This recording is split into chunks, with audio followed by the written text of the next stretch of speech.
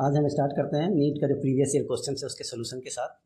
ठीक है, जो यूनिट एंड डायमेंशन और सिग्निफिकेंट फिगर से पूछा गया है उसी को हम कवर करेंगे। आज का ये टॉपिक है जो, तो सबसे पहला क्वेश्चन है a physical quantity of the dimensions of length that can be formed out of c. Dimensions of length का डायमेंशंस होना चाहिए। जी दिया हुआ ग्रेविटेशनल कांस्टेंट, ई है चार्ज और सी है वेलोसिटी ऑफ द लाइट। हमारे पास ये ऑप्शन है, चार ऑप्शन है। इस चार में से हम सॉल्व करेंगे, जो ऑप्शन में लेंथ का डायमेंशन आएगा वही हमारा आंसर होगा। ठीक है, तो ये चार ऑप्शन है, इसमें से जो भी ऑप्शन कैलकुलेट करने के बाद जो भी लेंथ के डायमेंशन के बराबर होगा वही हमारा आंसर आएगा। पहला हम चेक करेंगे, उससे पहले क्या करेंगे, सारे जो इलेक्ट्रिक परमिटिविटी है, ग्रेविटेशनल कांस्टेंट है और चार्ज है, स्पीड है, उसका डायमेंशन लिखेंगे। उसके बाद हम वो इक्वेशन में पुट करेंगे और देखेंगे कौन सा आंसर आएगा। जो स्पीड ऑफ लाइट है उसका मीटर पर सेकेंड होता है, यूनिट के अकॉर्डिंग मीटर के लिए डायमेंशन एल, सेकेंड के लिए टाइम t⁻⁻1। फिर इलेक्ट्रिक चार्ज का कुलम्ब होता है, कुलम्ब का जो हम लोग डायमेंशन निकालेंगे तो आई, करंट आई टी, ये हमारा आ जाएगा। फिर epsilon not permittivity of free space बोल सकते हैं, इसका हम निकालेंगे तो इक्वेशन यूज़ करेंगे इलेक्ट्रोस्टैटिक फोर्स का, वहाँ से एप्सिलॉन नॉट का इक्वेशन निकालेंगे। फिर जो भी डायमेंशन है अलग अलग फिजिकल क्वांटिटी का वो पुट करेंगे, तो जो हमारा आंसर यहाँ से आएगा वही डायमेंशन होगा परमिटिविटी का। तो हम क्या किया, मैंने अपन एप्सिलॉन नॉट निकाल लिया पहला। उसके बाद हम क्या करेंगे, इन्वर्स कर देंगे, तो एप्सिलॉन नॉट का वैल्यू आ जाएगा Q1 Q2 divided by 4πf_r²। Q का डायमेंशन आई टी हम पहले देख लिया है। फोर्स का डायमेंशन m होता है इंटू एक्सीलरेशन, तो m मास हो गया l, मीटर हो गया पर सेकेंड स्क्वायर t⁻², तो ml t⁻², फोर्स का डायमेंशन आ गया। अभी ये एप्सिलॉन नॉट का मैं निकालेगा इधर से, इस इक्वेशन में डालेंगे ऊपर का जो भी क्वांटिटी का डायमेंशन है। जब सॉल्व करेंगे तो ये हमारा आ जाएगा डायमेंशन एप्सिलॉन नॉट का I² m⁻⁻1 l⁻³ t⁻⁴। ठीक है, सॉल्व करोगे, इजी है ना ये। सॉल्व करोगे आप, क्रॉस मल्टीप्लिकेशन, डिवीजन, ये सब करना है, अलजेब्रिक इक्वेशन है ये। अब ग्रेविटेशनल कांस्टेंट का निकालेंगे, सेम फंडा है। ग्रेविटेशनल फोर्स का इक्वेशन यूज़ करेंगे, वहाँ से जी का जो इक्वेशन आएगा उसमें अलग अलग जो फिजिकल क्वांटिटी होगा उसका डायमेंशन हम पुट करेंगे, जो भी हमारा आंसर आएगा वही डायमेंशन होगा जी का। ग्रेविटेशनल फोर्स का जो इक्वेशन है G m1m2/r² होता है, यहाँ से हम जी का इक्वेशन निकालेंगे। इक्वेशन निकाल के जब वैल्यू पुट करोगे तो हमारे पास डायमेंशन आएगा m⁻⁻1 l⁻³ t⁻²। पहला इक्वेशन है, हम नंबर को हटा देंगे, 4π एक नंबर है, उसका कोई डायमेंशन नहीं होता। इसमें वैल्यू पुट करेंगे सारा जो डायमेंशन दिया हुआ है। उसके बाद जो मल्टीप्लिकेशन डिवीजन जो भी अलजेब्रिक ऑपरेशन है वो करने के बाद जो हमारा आंसर आएगा वो चेक करेंगे वो लेंथ के डायमेंशंस के बराबर है कि नहीं। तो ये हम सारा डायमेंशन डाल दिया है। I² से I² कट जाएगा, t² से एक t⁻⁴ में से 2 कट जाएगा, l⁻³ l⁻+3 ये कैंसिल हो जाएगा, l⁻², एक t⁻2 बचा हुआ था ना, तो +2 और -2 0 हो जाएगा। ठीक है, तो अब जो हमारा फाइनल इक्वेशन बन के आया है 1/l⁻² t⁻² into 1/m⁻1 into m⁻1, उसका क्या है ⁻0.5, या ये स्क्वायर रूट को हम लिख दिया 0.5 या 1/2 लिख सकते हो, तो स्क्वायर रूट का की जगह पे ये लिखा हुआ है। जब इसको हम सॉल्व करेंगे तो हमारे पास क्या आ जाएगा आंसर में 1/l⁻² t⁻² इंटू m। अब इसको सॉल्व करेंगे तो ये हमारा आंसर आएगा, m जो ऊपर है l⁻² हो जाएगा, t⁻+2 हो जाएगा, क्योंकि t⁻² नीचे है। अब ये लेंथ के डायमेंशन के बराबर तो नहीं है, तो ये आंसर नहीं होगा, यानी option A is not our correct answer. दूसरा ऑप्शन है 1/c² इंटू e² g/4πε⁻², यानी ये स्क्वायर रूट का ही लगा हुआ है इसके ऊपर। तो e² का उसका डायमेंशन डालेंगे, जी का डालेंगे, 4π तो नंबर है उससे कोई मतलब ना, डिवाइडेड में एप्सिलॉन है। ये पहले ऊपर से मैं निकाल रखा था तो उसको वैल्यू बस पुट करना है। 1/l² t⁻² हो जाएगा c² की जगह पे, I² t² m⁻1 l⁻³ t⁻² divided by I² m⁻1 l⁻³ t⁻4 2 whole to the power 0.5, I square से आई स्क्वायर गया, टी टू द पावर 2 से टी टू द पावर 4 में से एक 2 चला गया, बचेगा m टू द पावर -1 गया m टू द पावर -1। ठीक है, तो हमारा जब ये कैलकुलेशन करने के बाद जो हमारा फाइनल इक्वेशन आ रहा है 1/L to the power 2 T to the power -2 into L to the power 6 T to the power -4। ठीक है, उसका होल टू द पावर 1/2 या 0.5 स्क्वायर रूट एक्चुअली में। जब इसको हटाएंगे तो ऊपर से 1/L to the power 2 T to the power -2, अब ये स्क्वायर ऊपर 0.5 से हम मल्टीप्लाई करेंगे तो हमारा बच जाएगा L to the power 3 T to the power -2। T to the power L to the power 2 से एक L टू द पावर 3 में से एक गया, एक बचा। अब ये T to the power -2 T to the power -2 cancel हो गया, तो हमारा आंसर L आ गया, यानी डायमेंशन ऑफ ये जो ऑप्शन है इसका डायमेंशन आ गया L, तो ये हमारा राइट आंसर है। ठीक है, तो ये ऑप्शन हमारा सही हो जाएगा। दूसरा क्वेश्चन है the unit of the thermal conductivity is, thermal conductivity का यूनिट बताना है। थर्मल कंडक्टिविटी का यूनिट बताने के लिए ये 4 ऑप्शन दिया हुआ है। अब हम क्या करेंगे, इस कंडक्टिविटी का इक्वेशन लिखेंगे।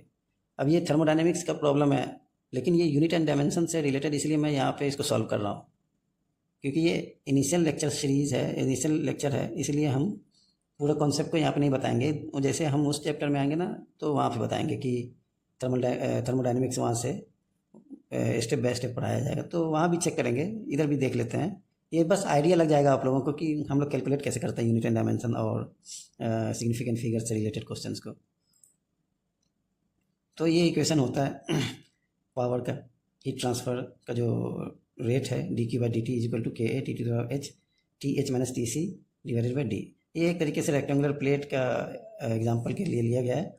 जो भी है यहाँ एक इक्वेशन है और फिजिकल क्वांटिटी है, जो भी इस इक्वेशन से फिजिकल क्वांटिटी का जो भी डायमेंशन आएगा वही डायमेंशन हर इक्वेशन के लिए वैलिड होगा, डायमेंशन चेंज नहीं होता है। तो हम यहाँ इस इक्वेशन से क्या करेंगे, कंडक्टिविटी का इक्वेशन लिख लेंगे। ठीक है,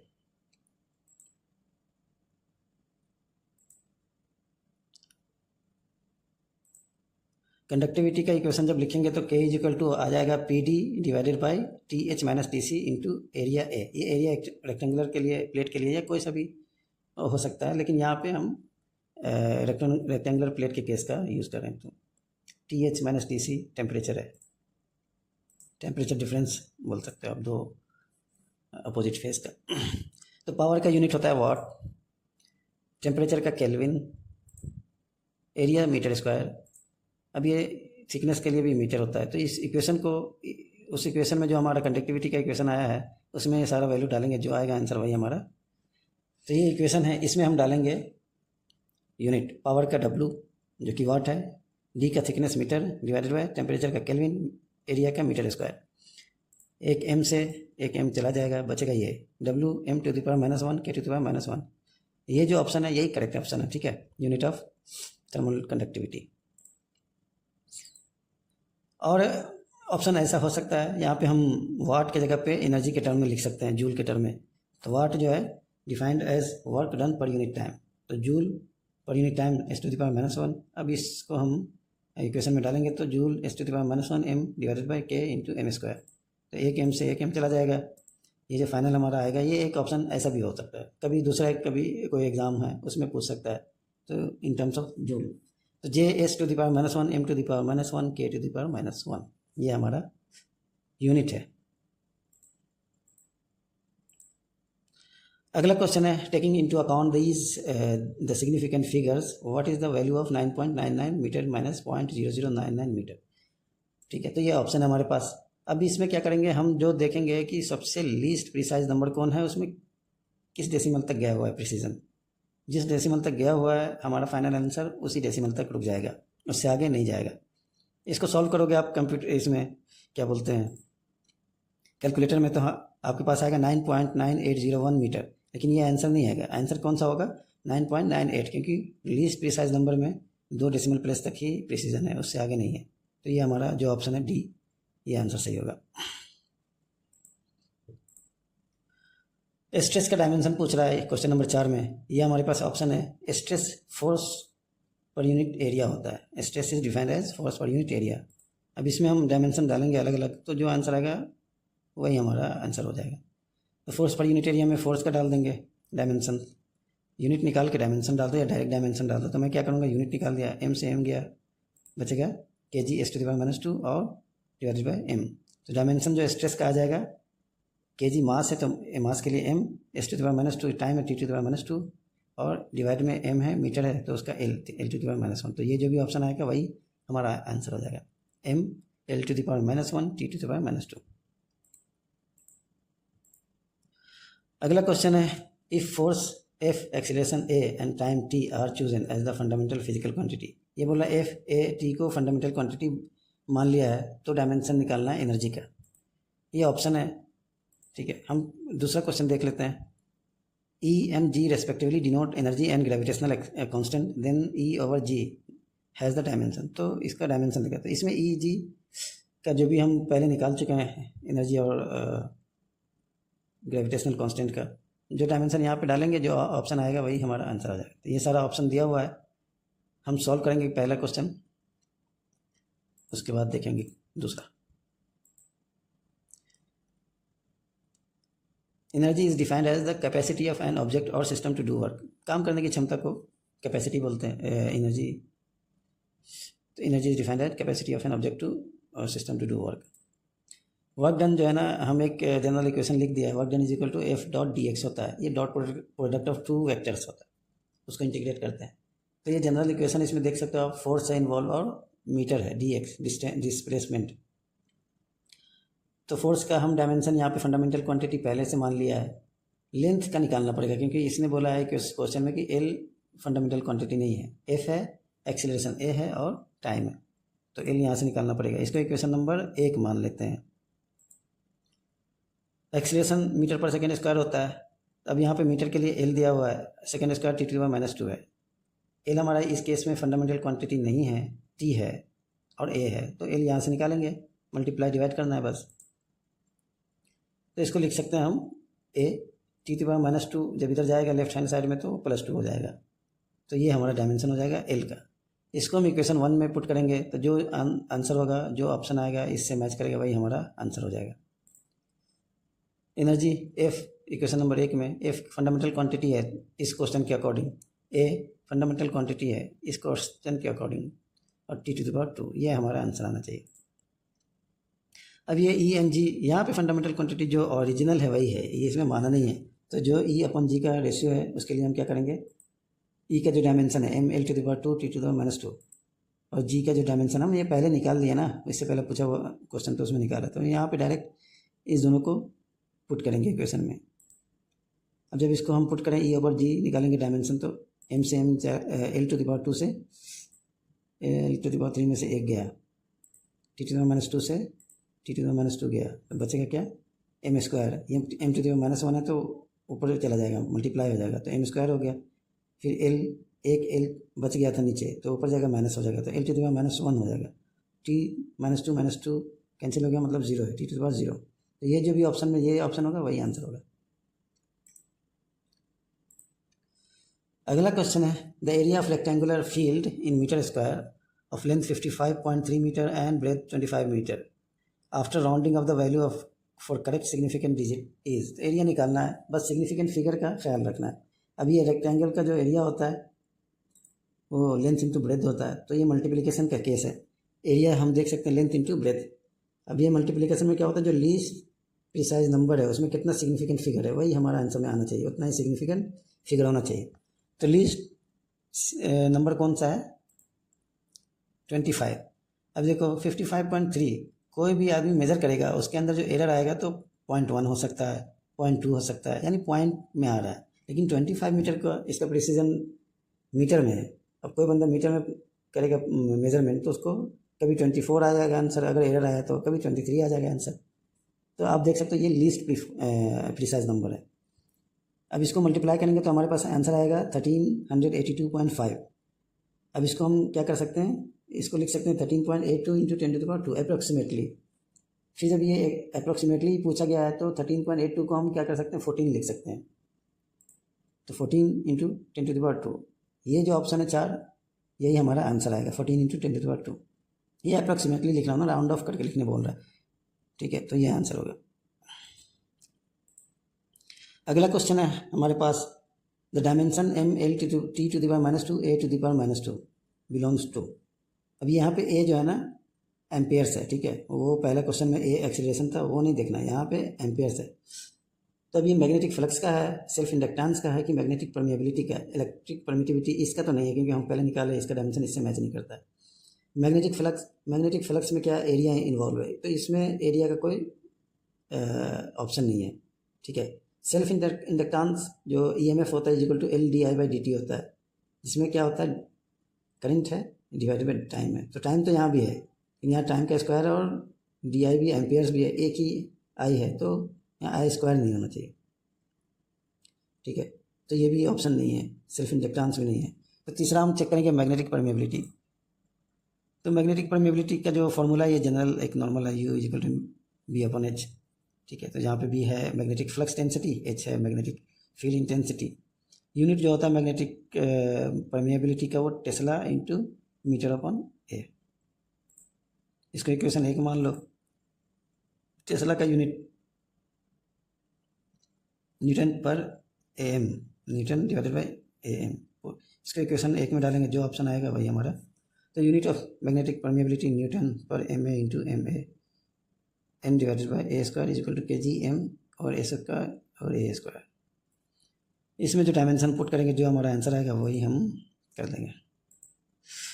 म्यू इज इक्वल टू आ जाएगा एम के जी के लिए एम है, एल मीटर के लिए S to the power 2 divide में तो ये L T to the power minus 2 हो जाएगा, A to the power 2 divide में तो ये ऊपर चला जाएगा। तो ये हमारा मैग्नेटिक परमिएबिलिटी का ऑप्शन है, ठीक है।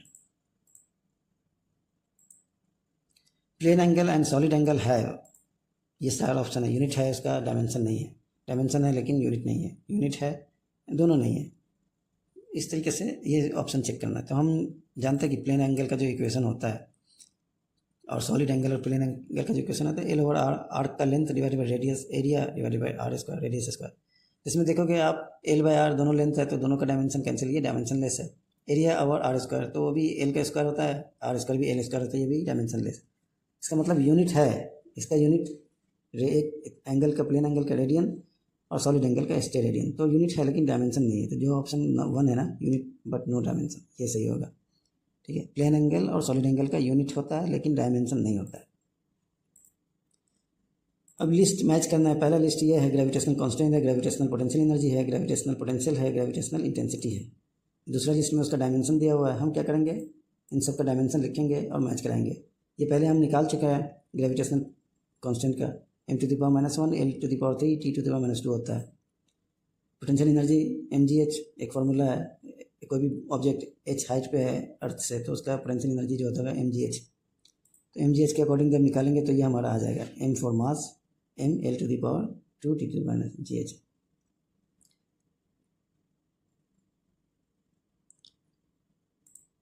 Gravitation potential is equal to होता है potential energy per unit mass. तो हम जब इसको निकालेंगे, डायमेंशन जब डालेंगे पोटेंशियल एनर्जी का जो निकला है उसको डिवाइड कर देंगे मास से, तो मास तो गया, मास से मास कैंसिल हो गया, बच गया L square T to the power -2।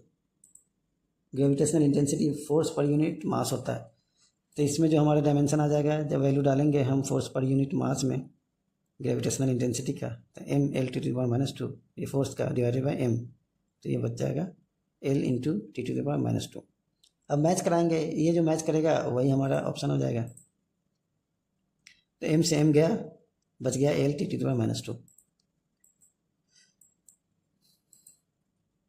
अब ये लिस्ट है, दोनों इसमें मैच कराएंगे ऊपर जो हमने सॉल्व किया उसके अकॉर्डिंग। तो एक ए का हो जाएगा 2, बी का हो जाएगा 4, ग्रेविटेशनल पोटेंशियल का हो जाएगा 1 और इसका हो जाएगा 3, ठीक है। ये जो ऑप्शन आएगा ए का 2, बी का 4, सी का 1, डी का 3, ये हमारा ऑप्शन सही होगा। 9 यही ऑप्शन है, ऑप्शन 2 हमारा सही है इस केस में। तो हमारा जो क्वेश्चन 9 है वो यही था। अगला क्वेश्चन है the quantity which have the same dimension as those of the solid angle. Solid angle का हम देख चुके हैं, डायमेंशन नहीं होता, डायमेंशन लेस होता है। तो ये सारा ऑप्शन है, इसमें से चेक करना कि कौन डायमेंशन लेस है। स्ट्रेस इसका डायमेंशन है, एंगल का डायमेंशन नहीं लेकिन स्ट्रेस का है। स्ट्रेन और आर्क, स्ट्रेन डायमेंशन लेस है लेकिन आर्क उसका डायमेंशन एल है। Angular speed and stress, angular speed का डायमेंशन है, स्ट्रेस का है। Strain and angle, strain dimension less होता है और एंगल भी डायमेंशन लेस होता है, तो आंसर डी हो जाएगा इस केस में। अब ये देख सकते हो हमने स्ट्रेन को डिफाइन किया है। फॉर एग्जांपल लॉन्गिट्यूडनल स्ट्रेन बराबर हो जाएगा, longitudinal strain is equal to हो जाएगा delta L divided by L. अब देखो एल एल कैंसिल हो जाएगा ना। क्वेश्चन अगला है, the speed of light in vacuum is taken as unity. Speed of light को यूनिटी मान लिया है। If light takes 6 minutes 40 seconds to reach the earth from the sun, the distance between the sun and the earth in the new unit. ठीक है, तो new unit में क्या होगा, वो 4 ऑप्शन है ये हमारे पास। ये 4 ऑप्शन में जो हमारा आंसर आएगा न्यू यूनिट में वही हमारा आंसर होगा। तो हम ये लाइट की स्पीड को हम अप्रोक्सीमेटली 3 × 10⁸ मीटर पर सेकंड को मान लेते हैं 1। अब ये यूनिट को यूँ मान लिया कि कोई भी है, यूनिटी बोला यूनिट 1, मैंने एक यूनिट मान लिया जो। अब ये स्पीड बराबर होता है d/t। डी तो निकालना है, टी हमको दिया हुआ 6 मिनट 40 सेकंड, तो 6 को 60 से मल्टीप्लाई करेंगे, 40 जोड़ देंगे, तो जो आंसर आएगा वो 400 होगा। अब यहाँ से डी निकालेंगे तो 1 U × 400, तो 400 unit you, new unit you हो जाएगा। तो ये हमारा ऑप्शन डी हो जाएगा। ठीक है, तो आप देख सकते हो इस केस में आंसर डी। नेक्स्ट टॉपिक होगा हमारा बेसिक कोऑर्डिनेट ज्योमेट्री, क्योंकि हमारा काइनेमेटिक्स से शुरू करने से पहले हम कोऑर्डिनेट ज्योमेट्री वो क्या होता है, कैसे हम यूज़ करते हैं, उसका बेसिक्स क्या है, उसको समझेंगे पहले, उसके बाद ही हम आगे बढ़ेंगे। जब काइनेमेटिक्स स्टार्ट करेंगे तो कहीं कहीं पे डिफरेंशिएशन और इंटीग्रेशन भी आता है, तो ये भी हमको बताएंगे। तो पहले वेक्टर्स देख लेंगे, उसके बाद हम एक लेक्चर डिफरेंशियल इक्वेशन जो भी फंक्शंस है, रिलेटेड है फंक्शन रिलेशन से, उसको कवर करेंगे। बस ये यहाँ तक हमारा ऑप्शन है। इस वीडियो को जरूर लाइक करो, शेयर करो अपने दोस्तों में। ठीक है, इंडियन लोगों में शेयर करो, क्योंकि नीट का एग्ज़ाम सिर्फ इंडिया में होता है, तो फ़ायदा है। और कमेंट करके बताओ, ज़रूर बताओ क्या क्या चाहिए आप लोग को, और कैसा लेक्चर में और क्या ऐड करना है, अगर ऐड करना चाहते हो तो सब्सक्राइब कर लो, क्योंकि जब मैं अपलोड करूँगा तो सबसे पहले आपके पास इन्फॉर्मेशन आ जाएगा। ठीक है, थैंक यू वेरी मच। मिलते हैं नेक्स्ट वीडियो में कोऑर्डिनेट ज्योमेट्री। ठीक है, सब्सक्राइब कर लो एकदम से। आज हम स्टार्ट करते हैं नीट का जो प्रीवियस ईयर क्वेश्चन है उसके सोल्यूशन के साथ। ठीक है, जो यूनिट एंड डायमेंशन और सिग्निफिकेंट फिगर से पूछा